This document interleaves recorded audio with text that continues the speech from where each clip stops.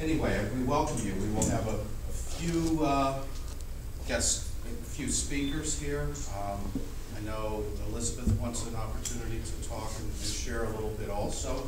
And then we'll have the hooding ceremony. First of all, I'd like to thank everyone that helped with this event, Teresa, our wonderful staff that always... When we're going to have an event, it means Teresa's going to have it. She is going to do the work. So thank you. And we also thank the GRCA, the Graduate Rehab Counseling Association. Among other things, I guess you're going to be our photographer, and that's great because we need one. So Elizabeth is our second graduate. We had our first one just in the last semester. So this is an exciting time for all of us, those faculty, myself, and the ones that were here, and Dr. Marini and Professor Shefsick, Dr. Graff. We also have Dr. Fisher, Tony Aguirre, Fidencio, and did I miss anyone else that's on the faculty? Rolf Carlson on the committee. Those of us that were here when we started the PhD program know that it was a difficult task. It is a very difficult thing to get new PhD programs started, and it took many years and many revisions. Those of you, the students that know when professor has you rewrite a paper and gives it back and say, redo this, well, this is that times 100. Many. And it takes, and PhD programs are very expensive for the state to fund. Just a lot of resources go into it. We currently, Dr. Brown, are we still the third program? There's only 3 doctoral programs on campus. With the merger of the university, everyone expects that to increase. And those of you, if you didn't hear, they announced today that in fall of 2015, and we won't be UT Pan American, we'll be UT Rio Grande Valley, so UT-RGV. Anyway, so starting PhD programs is, takes quite a bit of time and commitment. And so not only the university, but the whole state supports this, and it takes a large commitment. So anyway, with that, I would like to first start by asking the dean of our college, Dr. John Renaud, to come forward and say a few words. Thank you, Dean Reed. I am John Renaud, Dean of the College of Health Sciences and Human Services, and this faculty and staff have a tremendous amount to be proud of. The Department of Rehabilitation Counseling is the largest program in the College of Health Sciences and Human Services. It's one of 9 programs. It is our largest, with, as you well know, a doctoral program, a master's, and undergraduate program. And the College of Health Sciences and Human Services is the largest at University of Texas Pan American, soon to be University of Texas Rio Grande Valley, with over 4,300 students. So they have a lot to be proud of.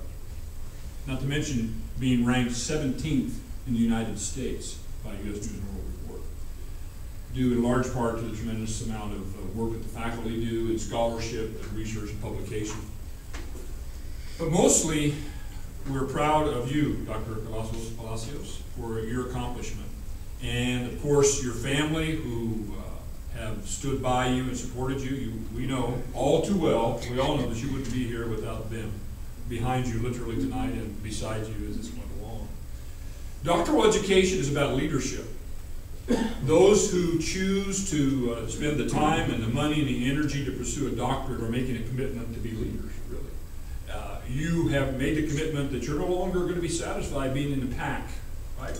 You're going to take a leadership role in various ways through the research you conduct, the publications that you send out and get accepted, and of course the lives you touch through education. It's a moral commitment and certainly an energy commitment and one of time and money. So we're very, very proud to welcome you into the world of doctoral education. And I know your faculty and staff are very proud of you, and I'm proud of you on behalf of our colleagues. Thank you very much.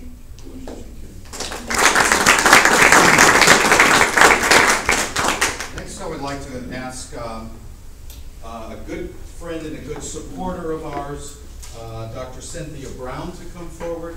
And I was talking about the the twisting and arduous road to get the Ph.D. program started, and I'm confident we would not have got it started without Dr. Brown's support. She was very instrumental at the end, and so she knows a lot about our program and is very supportive. Dr. Brown. Thank you.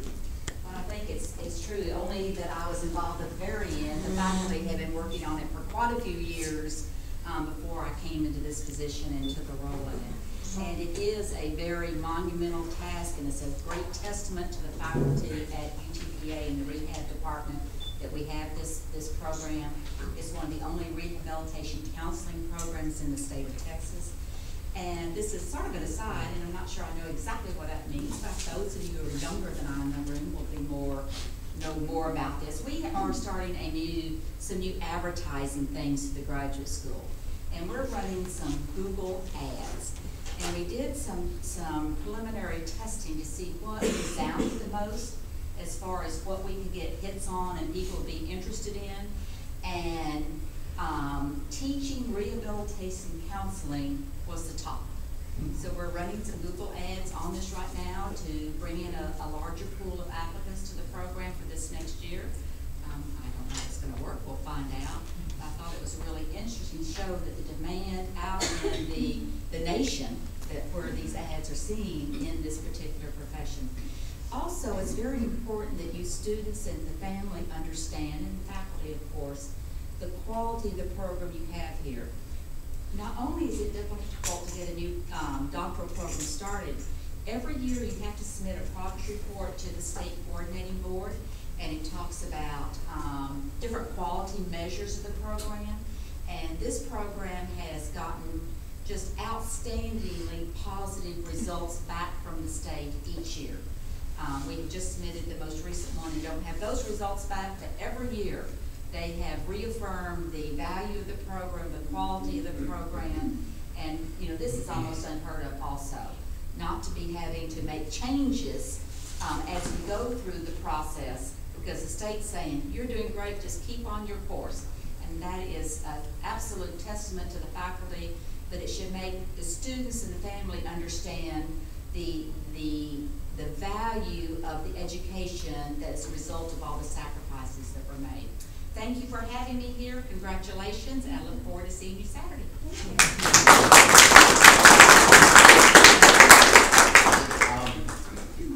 For those of you that know or may not know, getting through a PhD program means a lot of coursework. It means getting through a lot of Dr. Carlson's research classes in the back. Means getting through a lot of us professors. It means passing written comprehensive exams. No stress there, right, Elizabeth? Not at all. And it culminates in doing original research, and it's titled a dissertation. And that's done with the lead of a dissertation chair and with a dissertation committee. And that is typically 3 or 4, maybe 5 faculty members that bring different expertises to the team. The student selects, along with guidance and maybe some influence, who that chair will be and who the committee will be. And it's that group that kind of does the final assisting in education in original research. And so I'm real happy to be able to introduce Elizabeth's committee tonight, chaired by Dr. Irma Marini. Also on the committee from the Department of Rehab, Dr. Noreen Graff. And from educational psychology and a wonderful statistics professor for departments across the campus, Dr. Ralph Carlson. We really appreciate your support, Ralph, for all the students here. So I would like to ask Dr. Marini to say a few words. Thank you, Dr. Reed. We first met Elizabeth in our first group in 2009. So we all have had the honor and privilege of knowing her going on 4 years now. And Elizabeth and I had an instant bond when we met, because she came out of a clinical psychology master's, as did I, up in in Canada. And so there was something between us. I knew she had been through hell and back, and to get that as I felt I was up in Canada. And I also knew that she probably wouldn't need a lot of direction. I figured that this student would just need to be wound up like an ever-ready bunny, point her in the right direction and let her go. And that's pretty much what she's done the last 4 years. And as a dissertation chair, it's all of our greatest dream, is to have a student that we don't have to roll up our sleeves in too great depth for. And so we found that with Elizabeth. I've had the privilege to teach Elizabeth in 3 classes. Elizabeth and I have co-authored and published empirical research together. We've presented together in Orlando, Florida a couple of years ago. And the 2 words that best describe, when I think of 2 words that best describe Elizabeth, it's that she does everything with grace and eloquence. She's very graceful, very professional, very empathic, and an ethical individual. She never complains. She always smiles. I wait for her to complain about something, and right up until even today, when we had a little glitch, she came out of it smiling and graceful. Her dissertation was on substance use disorder, birth order, and parenting style.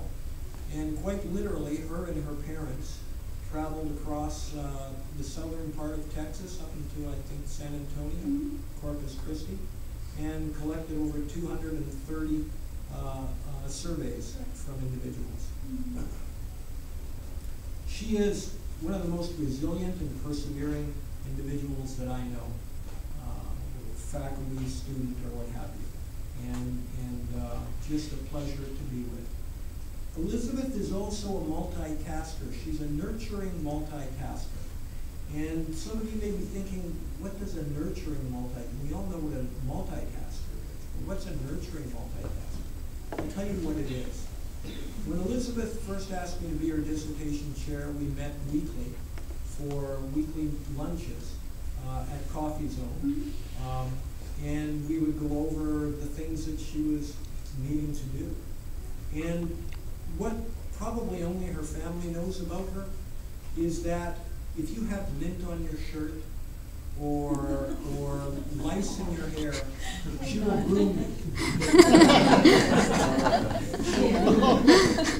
And I would be at lunch with Elizabeth, and without ever having to ask her, she would start grooming me. And I was waiting for that, National Geographic moment when she might pick a piece of lice and eat it. Which thankfully never happened, but I found that to be a very endearing thing with Elizabeth. And after several weeks of this, and me coming to expect that I might have something removed from my body, I started to think, I wonder if at some point she's going to chew my food and regurgitate it. And I'm thankful she never did, but I was always expecting that might be next. At any rate, I think it's safe to say, LJ, you're going to make out better than anyone here, because you're about to be spoiled probably for the rest of your life if you aren't already. Dr. Chavez, Palacios, we are all extremely proud of you. Those of us that you selected to be on your committee are very proud, and that we've been able to go on this journey with you over the last 4 years. And on behalf of the department and the faculty, I would like to welcome you to Oz, and congratulations.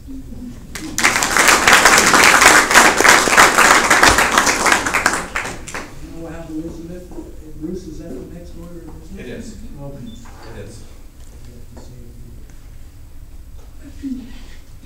Because I was so tired of writing, I didn't write a speech. I am going to read my dedication and my acknowledgments. With my most sincere appreciation to Dr. Irma Marini for serving as my inspiration for all things academic and your guidance through this journey. Thank you for your counsel, input, understanding, and most of all, your patience.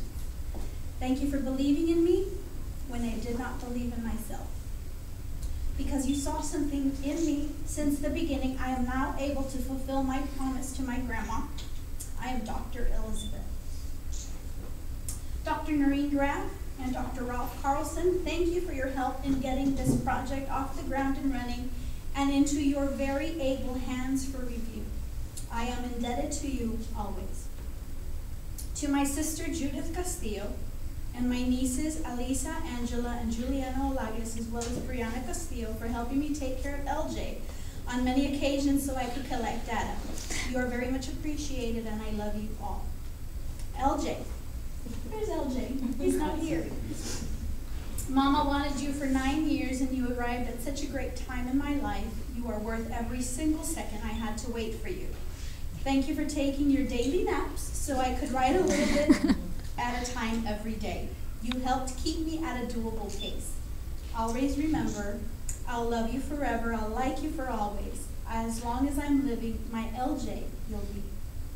And to my dear husband, who's outside with my son, my gratitude because you helped me in so many different ways, but mostly because you always found a way to help keep me motivated to get this thing done.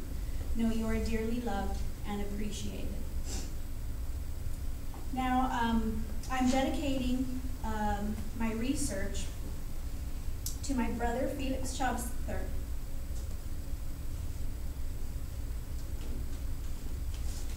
Although you are not here with us, you served as my inspiration to bring this research to fruition in more ways than I can explain. Although words cannot describe how much I would love to present this to you personally, please know that I miss you, I love you, and your memory will forever remain in my heart. So when I see you in heaven, it's Dr. Lizard too. Secondly, I dedicate this to my parents, Felix Jr. and Maria Inez.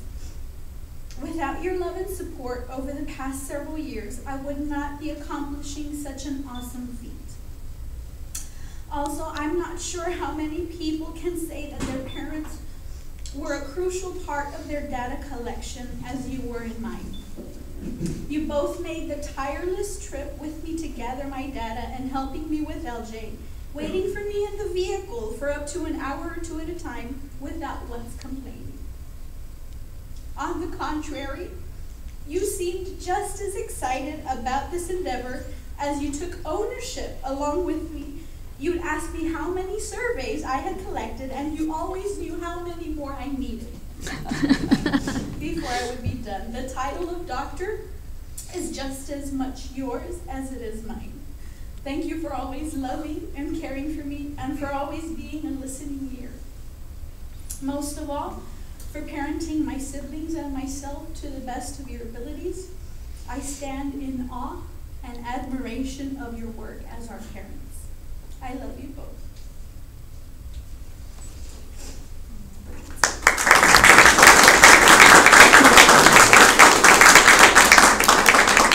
So now it's time to have the actual hood. And we will call up the committee at this time, so please come forward. Yes, Noreen. That includes you. I know. That's your row. And we're going to have also assisting on it is going to be Dr. Jerry Fisher, who is the Ph.D. coordinator of the program. And then there'll be a repeat of this on Saturday at graduation.